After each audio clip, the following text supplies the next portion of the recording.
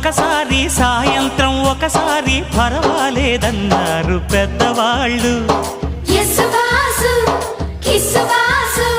సావిట్లో ఒకసారి సందిట్లో ఒకసారి చలి కాగాలన్నారు చిన్నవాళ్ళు.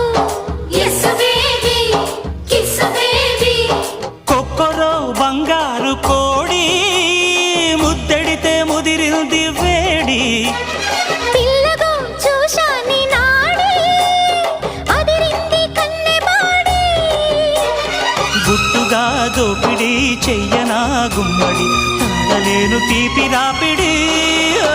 నిన్నేమడగను ఎట్టాడగను ఒకసారి ఒడిలోకి రమ్మని.